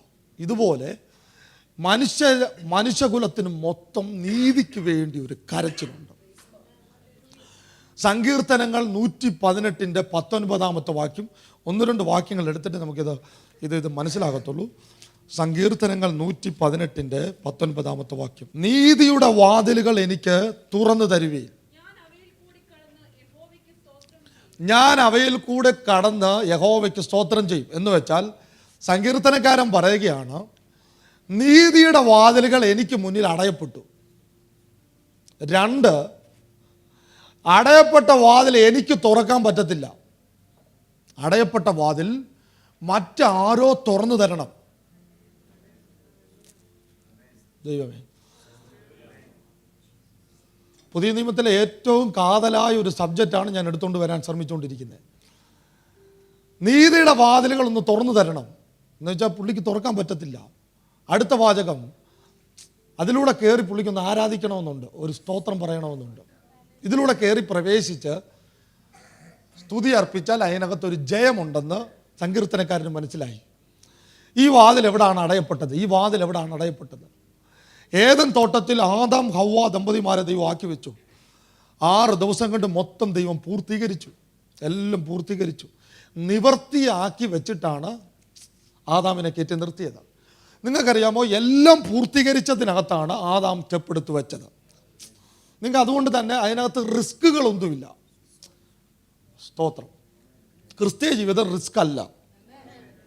ക്രിസ്തീയ ജീവിതം നമ്മൾ നയിക്കുന്നതല്ല. നിങ്ങൾക്കറിയാമോ, ജയം അറിഞ്ഞിട്ട് കളിക്ക് വന്നവരാ നാമോ. ജയിട്ടവരുണ്ട്. നിങ്ങളൊന്ന് ഓർത്ത് നോക്കുക. ആ വലിയൊരു മൃഗം പോകുന്നു, ചെവിയൊക്കെ വലുതാണ്, അതിനെ നോക്കി ആനയെന്ന് വിളിക്കണം. അപ്പുറത്തെ സൈഡിൽ പോകുന്നു, കാളയെന്ന് വിളിക്കണം, പുലി എന്ന് വിളിക്കണം, സിംഹം എന്ന് വിളിക്കണം. ഇതൊരു റിസ്ക് അല്ലായിരുന്നു. നിങ്ങൾക്കത് മനസ്സിലായില്ല. ലക്ഷക്കണക്കിന് കാര്യങ്ങൾക്ക് പേരിടണം. ഇത് ഇദ്ദേഹത്തിൻ്റെ ഒരു റിസ്ക് അല്ലായിരുന്നു. അതെന്താ റിസ്ക് അല്ലാഞ്ഞത്? നിവൃത്തിയാക്കിയ കാര്യത്തിലാണ് ഈ മനുഷ്യനെ ദൈവം കയറ്റി നിർത്തിയേക്കുന്നത്. ഒന്നുകൂടെ പറയാം, പൂർത്തീകരിച്ച കാര്യത്തിലാണ് ദൈവം അവനെ നിർത്തിയിരിക്കുന്നത്. ഇതിനകത്ത് നമുക്ക് ഹാർഡെന്ന് തോന്നിയ കാര്യം ഇതൊരു റിസ്ക് അല്ല, സിമ്പിളായിട്ട് ചെയ്യാൻ പറ്റും. പാപം കയറി, പാപം ഏദൻ തോട്ടത്തിലേക്ക് പ്രവേശിച്ചതിന് ശേഷം ദൈവം ഒരു കാര്യം ചെയ്തു. നിങ്ങളൊന്ന് ഓർത്തു നോക്കിയേ, ആ തോട്ടത്തിൻ്റെ നടുവിൽ നിൽക്കുന്ന വൃക്ഷഫലം തിന്നരുതെന്ന് ഓർഡർ. ആദാം ഹവ്വ ഇവർ രണ്ടുപേരും അതും കഴിച്ചു. ദൈവം പെട്ടെന്ന് ജീവവൃക്ഷത്തിൻ്റെ ഫലം കഴിക്കാതെ അതിനകത്തൊന്ന് ഓടിച്ചു വിട്ടു. ഞാനിങ്ങനെ വിചാരിക്കുക, അവർക്ക് ജീവവൃക്ഷത്തിൻ്റെ ഫലം കഴിക്കാൻ ഒരു അനുവാദം കൊടുത്തായിരുന്നെങ്കിൽ ഇതുപോലൊരു ഗതികേട് ലോകത്തുണ്ടാകത്തില്ല. നിങ്ങൾക്കറിയാം, ജീവവൃക്ഷത്തിൻ്റെ ഫലം കഴിച്ചു കഴിഞ്ഞാൽ ആ സമയത്ത് മരണം അവനെ വിട്ടു പോവുകയാണ്. ഉദാഹരണത്തിന്, ക്യാൻസറായ ഒരു രോഗി, പാപം കയറിയപ്പോൾ എന്തോ വന്നു, രോഗവും കയറും. ക്യാൻസറായ ഒരു രോഗി മരിക്കുന്നില്ല. നിങ്ങളൊന്ന് ഓർത്തു നോക്കുക, ഇതുപോലൊരു ഗതികേടുണ്ടോ? ആരും മരിക്കുന്നില്ല. ദൈവം അത് അനുവദിക്കാതെ ദൈവം ഏദൻ തോട്ടത്തിൽ നിന്ന് ഇറക്കി വിട്ടു. ഏദൻ തോട്ടത്തിൽ നിന്ന് നല്ല രസമുണ്ട് ഉറങ്ങാനല്ലേ. ഏദൻ തോട്ടത്തിൽ നിന്ന് ഇറക്കി വിട്ട ഇവർ തിരിച്ച് കയറാതിരിക്കാൻ കെരൂബുകളെ കാവൽ നിർത്തി. സങ്കീർത്തനക്കാരന് മനസ്സിലായി ഈ വാതിൽ അടയപ്പെട്ടിരിക്കുകയാണ്. ഒരു പ്രാർത്ഥന, കർത്താവേ നീതിയുടെ വാതിലൊന്ന് തുറന്നു തരണേ, ഈ വാതിലൊന്ന് തുറന്നു തരണേ. എനിക്ക് അതിനകത്തൂടെ വന്നൊരു സ്തോത്രം പറയാൻ താല്പര്യമുണ്ട്.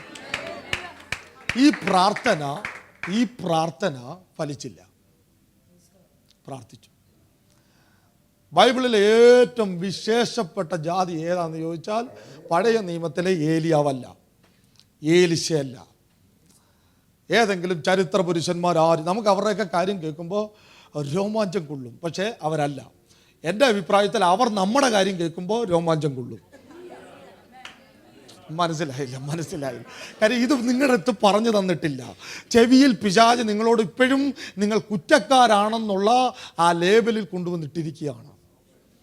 ഇന്ന് ഈ പകലിൽ കർത്താവ് ആഗ്രഹിക്കുന്ന ഈ കാര്യം കേൾക്കണം. ഈ കാര്യം നമ്മൾ പ്രാക്ടിക്കലാക്കാൻ പോവുകയാണ്. ഇത് നീതിമാൻ എന്തോ ചെയ്യാൻ പറ്റുമെന്ന് ഈ മീറ്റിംഗ് ആശീർവാദം പറയുന്നതിന് മുമ്പ് ദൈവം തെളിയിക്കും. ഹല്ലേലൂയ. ദൈവം തെളിയിക്കും. ഓക്കെ, ഇങ്ങനെ നൂറ്റാണ്ടുകളായിട്ട് നീതിമാന്മാരെ ദൈവത്തിന് കാണാൻ പറ്റുന്നില്ല. ആളുകൾ പലരും വന്നു, പലരും കയറിപ്പോയി, നടക്കുന്നില്ല. ഞാൻ നിങ്ങളോടൊരു ചോദ്യം ചോദിക്കട്ടെ, ഇതിനകത്ത് നീതിമാന്മാരായിട്ടുള്ളവരെല്ലാം ഒന്ന് കൈവൃത്തിയാട്ടെ. ഞാൻ ദൈവത്തിൻ്റെ നീതിമാനാണ്. സ്തോത്രം. ചിലർ കൈവൃത്തിയില്ല, എനിക്കറിയത്തില്ല എന്താണ്. ഒരു വാക്യം വായിക്കാം. റോമാലേഖനം 3-ാം അധ്യായം 10-ാമത്തെ വാക്യം. ബൈബിള് പറയുന്നു, നീതിമാൻ ആരുമില്ല, ഒരുത്തം പോലുമില്ല. ആരുമില്ലെന്ന്. ആരുമില്ലായിരുന്നു. ഇത് പഴയ നിയമത്തിലെ ഒരു വാക്യം പൗലോസ് കൊണ്ടുവന്നിട്ടിരിക്കുകയാണ്. പഴയ നിയമത്തിലൊരു വാക്യം. പഴയ നിയമത്തിൽ നീതിമാനെ കാണാൻ ദൈവത്തിന് കഴിഞ്ഞില്ല. അവസാനം അവരാകാൻ ശ്രമിച്ച് നടക്കുന്നില്ലെന്ന് കണ്ടപ്പോൾ അവർ പറഞ്ഞു ആരുമില്ലെന്ന്. നിങ്ങൾക്കറിയാമോ, നമ്മൾ ചെയ്യുന്ന നീതിപ്രവൃത്തി ദൈവത്തിൻ്റെ മുമ്പിൽ യെശയ്യാവ് പറയുന്നത് കറ പുരണ്ട തുണി പോലിരിക്കും. ഞാനൊരു നീതിപ്രവൃത്തി ദൈവത്തിൻ്റെ മുന്നിൽ ഒരു പ്രവൃത്തി ചെയ്യാൻ ആശ്രയിച്ചാൽ ആ പ്രവൃത്തി ദൈവം മുമ്പാകെ കറ പുരണ്ട തുണി പോലാണ്. മതം കൂട്ടി കാട്ടുന്ന എല്ലാ പ്രവൃത്തിയും ദൈവത്തിൻ്റെ മുന്നിൽ കറ പുരണ്ട തുണി പോലെ. ഇതൊന്നും ദൈവസന്നിധിയിൽ വിജയിക്കുന്നില്ല. മനുഷ്യൻ നിസ്സഹായതയോട് സ്വർഗത്തോട് നോക്കി നിൽക്കുകയാണ്. സ്തോത്രം.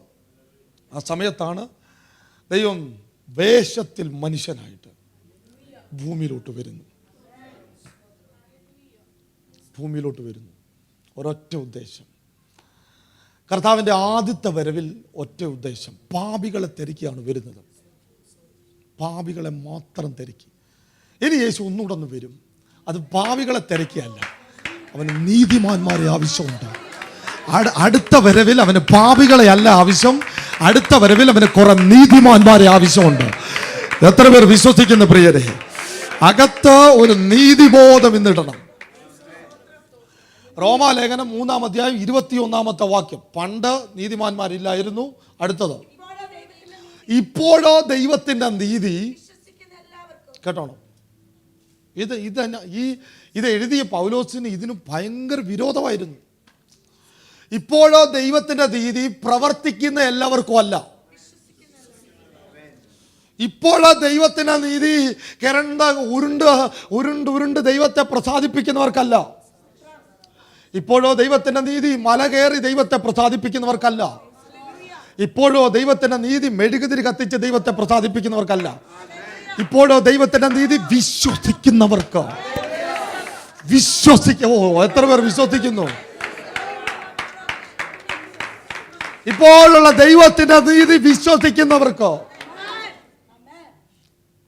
25-ാമത്തെ വാക്യോട് വായിച്ചാട്ടെ. 25-ാമത്തെ വാക്യം.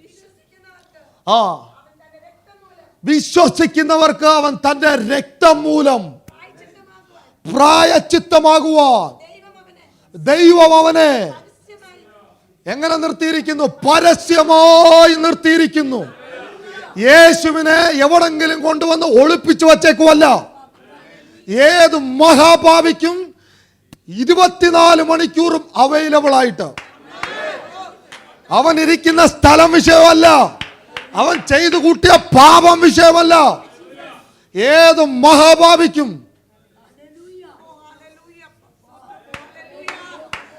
കണ്ണുവടച്ച് വിശ്വസിക്കാൻ തയ്യാറായാൽ സ്വർഗം അവനെ നീതിമാനായി പ്രഖ്യാപിക്കും.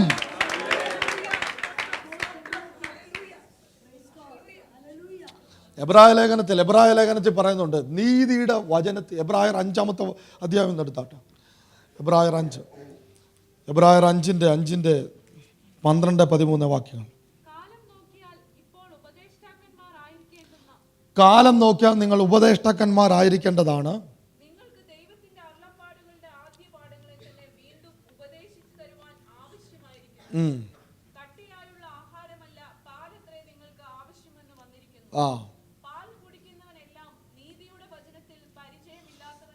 കേട്ടോണം, പൗലോസ് പറയുകയാണ് നീതിയുടെ വചനത്തിൽ പരിചയമില്ലാത്തവരെന്താണ്? പാല് കുടിക്കുന്നവരാണ്, ശിശുവാണ്. എന്നെ പറയാം, ഞാനിത് സ്ലോയിൽ പറയുന്നതിലും എനിക്കറിയാം ഇതിൻ്റെ അവസാനം ഞാൻ കർത്താവിനോട് ഞാൻ പുതിയ നിയമത്തിൻ്റെ ഏറ്റവും വലിയ സത്യം എടുത്തുകൊണ്ട് വരുന്നത്. ഇത് പറഞ്ഞിട്ട് ഇത് പറയിപ്പിച്ചവൻ ഇറങ്ങണമെന്ന് ഞാൻ പ്രതീക്ഷിച്ച് നിൽക്കുകയാണ്. ഞാൻ ഇളക്കാൻ ഒന്നും ചെയ്യത്തില്ല. ഞാൻ കർത്താവിനോട് അങ്ങനെ വാശി പിടിക്കുന്ന ആളെ ഞാൻ ഒന്നും ചെയ്യത്തില്ല. പക്ഷേ ഇതിനകത്ത് ഇളകത്തക്ക രീതിയിൽ എന്നോട് കർത്താവ് പറഞ്ഞ പാസ്റ്റർ ഞാൻ പറയാം. ഈ യോഗം വൈകിട്ട് ആശീർവാദം പറയുന്നതിന് മുമ്പ് ഇവിടുത്തെ ഗവൺമെൻറ് ജയിലിൽ കയറ്റുമെന്ന് പറഞ്ഞ് നിൽക്കുന്ന ഒരു കുടുംബത്തെ കർത്താവ് അതിനകത്തുനിന്ന് പുറത്തു കൊണ്ടുവരും. ഈ രാജ്യം വിടാൻ പറ്റത്തില്ലെന്ന് പറഞ്ഞു കിടക്കുന്ന ഒരു മേജർ കേസിനെ ഇതിനകത്ത് ഇവിടെ വെച്ച് തൊടുമെന്ന് കർത്താവിനോട് പറഞ്ഞു കഴിഞ്ഞു. ഒരാൾക്കും തൊടാൻ പറ്റാത്ത കേസുകൾ ഇവിടെ വെച്ച് തൊടും. ഞാനത് വെയിറ്റ് ചെയ്ത് നിൽക്കുകയാണ്.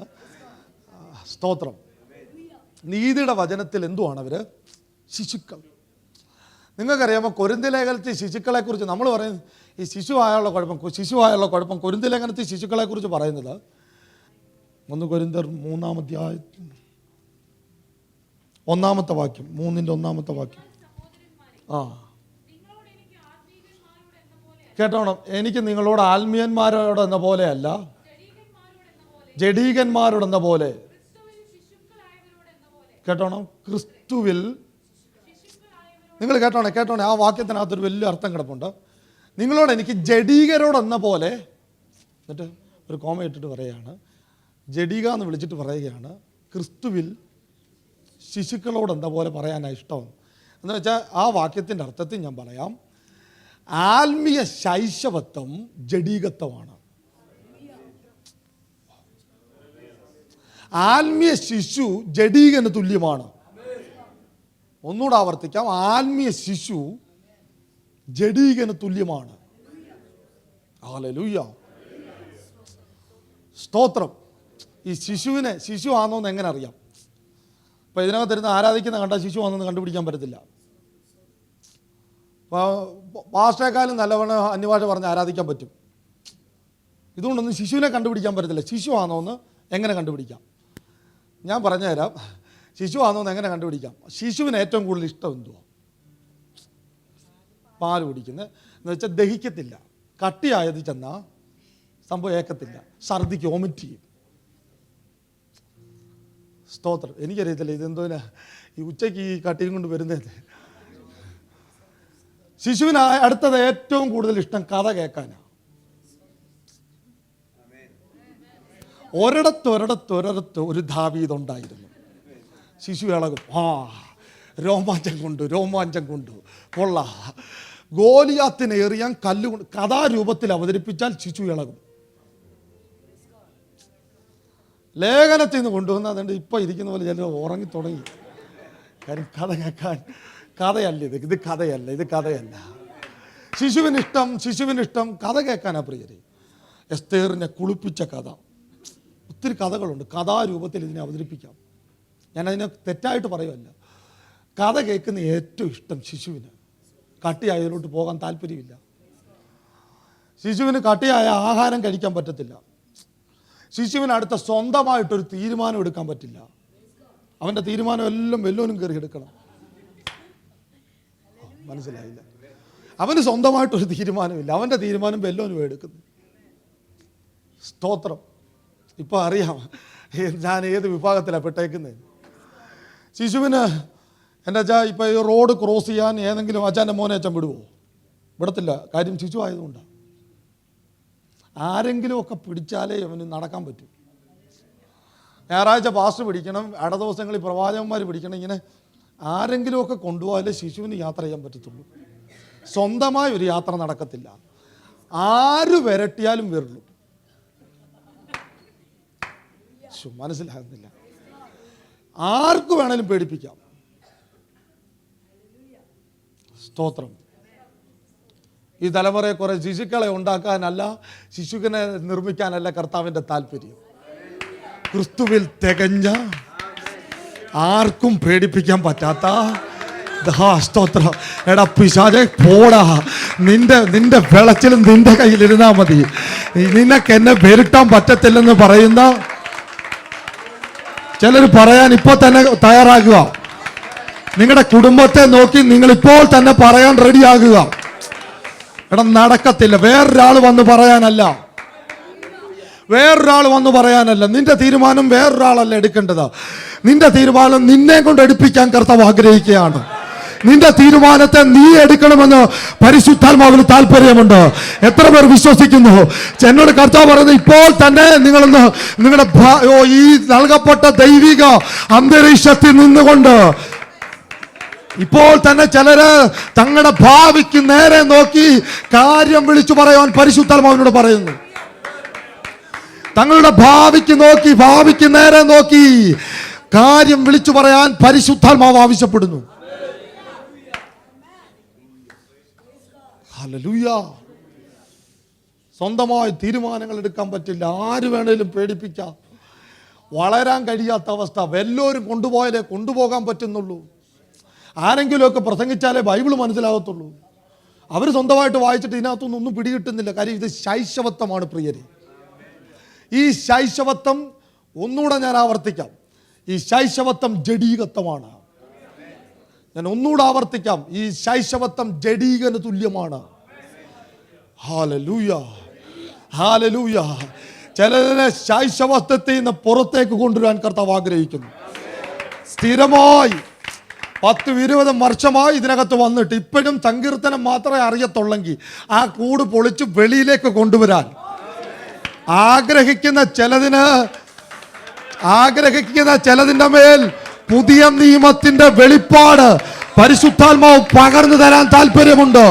ഈ തലമുറയിൽ കർത്താവ് ആഗ്രഹിക്കുന്ന ദൈവദൂതുകൾ, പരിശുദ്ധാത്മാവ് ആഗ്രഹിക്കുന്ന ദൈവദൂതുകൾ ചിലർക്ക് വെളിപ്പെടുത്തി തരുവാൻ. ഓ സ്തോത്രം, സ്തോത്രം, സ്തോത്രം, സ്തോത്രം, സ്തോത്രം, സ്തോത്രം, സ്തോത്രം, സ്തോത്രം. കർത്താവിനെ ഒന്ന് സ്തുതിച്ചാട്ടെ. എല്ലാവരും കരങ്ങൾ അടിച്ച് ആ മേഖലയിലേക്കൊന്ന് പ്രവേശിക്കാൻ തയ്യാറെടുക്കുക. ബുദ്ധിയിലല്ല ദൈവവചനത്തെ നിങ്ങൾ പിടിക്കേണ്ടത്.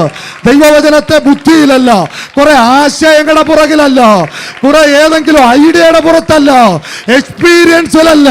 ഓരോ തലമുറയ്ക്കും ദൈവം ആഗ്രഹിക്കുന്ന ദൈവദൂത്, ഓരോ തലമുറയിലും ദൈവം ആഗ്രഹിക്കുന്ന ദൈവിക ദൂതുകളെ നിന്റെ പ്രാർത്ഥനാ മുറിയിൽ നീ ഇത് വാങ്ങണം. അതൊരു പുരുഷന്റെ ലക്ഷണമാണ്. ഹല്ലേലൂയ, ഹല്ലേലൂയ, സ്തോത്രം, ഹല്ലേലൂയ. ശൈശവത്വം, കർത്താവിൻ്റെ വചനത്തിൽ കയറി പോകാൻ പറ്റാത്ത അവസ്ഥ, അതിൻ്റെ അടുത്ത ലെവലിലോട്ട് പ്രവേശിക്കാൻ പറ്റാത്ത അവസ്ഥ. നീതിയുടെ വചനത്തിൽ പരിജ്ഞാനമില്ല. ആരെങ്കിലുമൊക്കെ വന്ന് 2 പ്രാവശ്യം എടുത്ത് ചോദിച്ചാൽ നീതിമാനാണെന്ന് ചോദിച്ചാൽ അന്നേരം കൈതാത്തിടും. സ്തോത്രം. എൻ്റെ പ്രിയരെ, പുതിയ നിയമത്തിൽ കർത്താവിന് കുറേ നീതിമാന്മാരെ വേണം. ആ നീതി എന്തേലും പ്രവൃത്തി ചെയ്തുകൊണ്ടുള്ള നീതിയല്ല, വിശ്വസിക്കുന്നവരുടെ മേൽ ഇട്ടുകൊടുക്കുന്ന നീതിയാണ്. നിങ്ങൾ യേശുവിനെ വിശ്വസിക്കുന്നോ?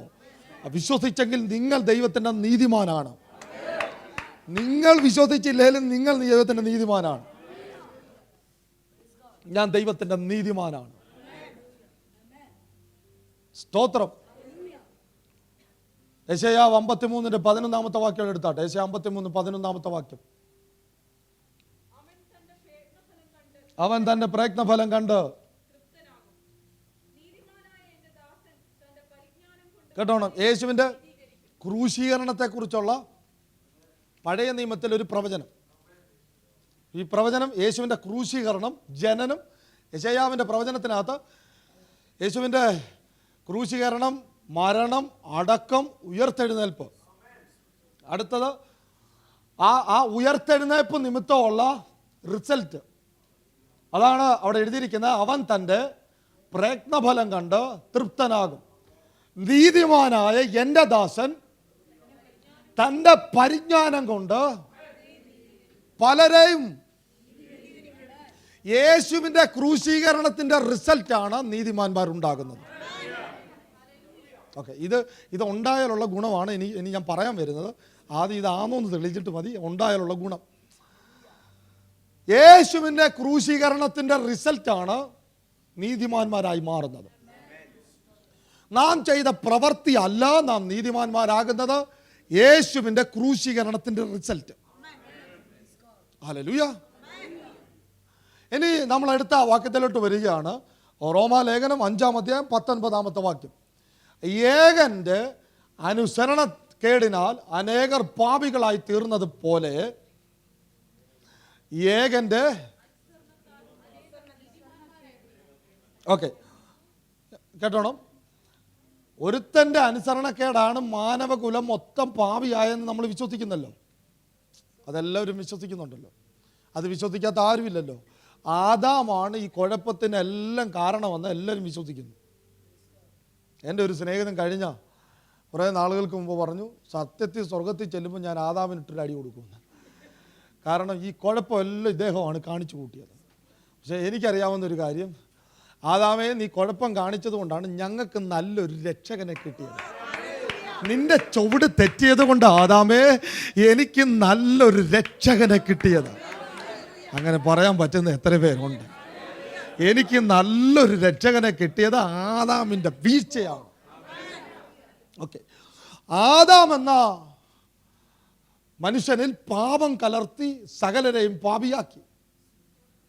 ദൈവം യേശു എന്ന നീതിമാനിൽ നീതി കലർത്തി സകലരെയും നീതിമാന്മാരാക്കി. ഒന്നുകൂടെ ആവർത്തിക്കാം. നമുക്ക് ഇതിനുണ്ട് ഏതാണ് കൂടുതൽ വിശ്വാസം? നമ്മൾ പാപിയായത് ആദാമാണെന്നില്ലയോ കൂടുതൽ വിശ്വാസം? ഞാൻ പറയുന്നത് അതിനേക്കാൾ കൂടുതൽ വിശ്വസിക്കണം. യേശു കാരണം സകലരും നീതിമാന്മാരായി. ഓക്കെ, ആദാം മണ്ണിൽ നിന്ന് പുറത്തു വന്നവനാണ്. മണ്ണിൽ നിന്ന് പുറത്തു വന്നവന് സകലരെയും പാപിയാക്കാൻ പറ്റുമായിരുന്നെങ്കിൽ, യേശു വിണ്ണിൽ നിന്ന് വന്നവനാണ്. മണ്ണിൽ നിന്ന് വന്നവന് സകലരെയും പാപിയാക്കാൻ പറ്റുമെന്ന് വിശ്വസിച്ചാൽ, വിണ്ണിൽ നിന്ന് വന്നവന് എത്രയധികം മനസ്സിലാകണം. ഞാൻ ഇന്ന് പറഞ്ഞുകൊണ്ടിരിക്കുന്നത് എൻ്റെ രക്ഷകൻ്റെ കാര്യമാണ്. മണ്ണിൽ നിന്നെടുത്ത ആദാമിന് സകലരെയും പാപിയാക്കാൻ പറ്റുമായിരുന്നുവെങ്കിൽ വിണ്ണിൽ നിന്ന് പുറത്തു വന്ന യേശുവിനെ എന്തുകൊണ്ട് സകലരെയും നീതിമാന്മാരാക്കി കൂടാ? നിങ്ങൾക്ക് മനസ്സിലായില്ല. മണ്ണിൽ നിന്ന് പുറത്തു വന്നവൻ സകലരെയും പാപിയാക്കി പാപം സ്വാധീനിച്ചുവെങ്കിൽ വിണ്ണിൽ നിന്ന് വന്ന് യേശുവിന് സകലരെയും നീതിമാന്മാരാക്കാൻ പറ്റും. ഹല്ലേലൂയ. ദൈവം നീതീകരിച്ചവനെ പറ, മനസ്സിലായില്ല. ദൈവം നീതീകരിച്ചവനെ, റോമാലേഖനം 8:33 വാക്യമാണ്. ദൈവം നീതീകരിച്ചവനെ ആർ കുറ്റം വിധിക്കും. എന്നുവെച്ചാൽ ദൈവം ഒരുത്തനെ നീതീകരിക്കുകയാണ്. ലക്ഷക്കണക്കിന് ആളുകളെ കൊന്ന് ഏറ്റവും ചെയ്യാവുന്നത് വെച്ച് ഏറ്റവും കൂടുതൽ പാപം ചെയ്ത് ഒരു മനുഷ്യനെ അവൻ യേശുവിനെ വിശ്വസിക്കുന്ന നിമിഷം തന്നെ അവനെ നീതിമാനാക്കി മാറ്റും. ഇത് നമ്മുടെ ചിന്തയിൽ ഒരിക്കലും ഇതിനെ അംഗീകരിക്കാൻ പിശാച് സമ്മതിക്കില്ല. നമ്മുടെ പിശാചിൻ്റെ ഏറ്റവും വലിയ യുദ്ധം വെളിയിൽ ഏതെങ്കിലും മന്ത്രവാദം ചെയ്തുകൊണ്ടല്ല, ഈ മൈൻഡിലാണ് അവൻ കയറിയിരിക്കുന്നത്. ഇവൻ സമ്മതിക്കത്തില്ല, ഇവൻ നീതിമാനാന്ന് സമ്മതിക്കത്തില്ല. ലോകം മൊത്തം കുറ്റവാളി എന്ന് പറഞ്ഞ് എഴുതി തള്ളിയ കേസിനെയാണ് ദൈവം നീതീകരിച്ച് നിർത്തുന്നത്. അതുകൊണ്ടാണ് ചോദിച്ചത്, ദൈവം നീതീകരിച്ചതിനെ ആർക്ക് കുറ്റം ചുമത്താൻ പറ്റും? ഓക്കെ, എൻ്റെ ദൈവം ഒരിക്കലും വ്യക്തികളെ കുറ്റം വിധിക്കുന്ന ആളല്ല. കുറ്റം വിധിക്കുന്നത്, കുറ്റം പറയുന്നത് 100% മറ്റേ ഏജന്റാണ്. സ്തോത്രം. ഒരു വ്യക്തിയുടെ കുറ്റം പ്രചരിപ്പിക്കുന്നെങ്കിൽ 100% ആളും മറ്റേ ഏജന്റാണ്. അന്യഭാഷ പറയും, പിന്നെ ഇരുന്ന് തുള്ളും, ദേഹം പെരുപ്പിക്കും, എല്ലാം കറക്റ്റാണ്. പ്രചരിപ്പിക്കുന്നത് കുറ്റമാണെങ്കിൽ ആൾ ഏജന്റ് വേറെയാണ്, മറ്റേ ആളിൻ്റെ ഏജന്റാണ് ഈ പ്രചരിപ്പിച്ചുകൊണ്ടിരിക്കുന്നത്. ഇതിനൊന്നും ആഭ്യം വരത്തില്ല.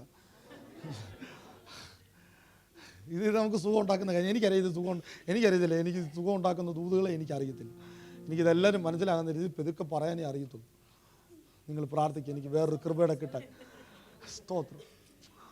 നിങ്ങൾക്കറിയാമോ, യേശുവിൻ്റെ അടുത്ത് ഒരു സ്ത്രീയെ കൊണ്ടുവന്ന് വെച്ചാൽ നാട്ടുകാർ മൊത്തം കുറ്റം വിധിച്ചുകൊണ്ടാണ് കൊണ്ടുവരുന്നത്. യേശുവിന് ഒരിക്കലും സ്വയം നീതിക്കാരെ രക്ഷപ്പെടുത്താൻ പറ്റില്ല. സ്വയനീതിക്കാർക്ക് സ്വർഗത്തിലോട്ട് പ്രവേശനമില്ല. ഏത് മഹാഭാവിക്ക് മുന്നിലും സ്വർഗം തുറന്നു കൊടുക്കുന്നു.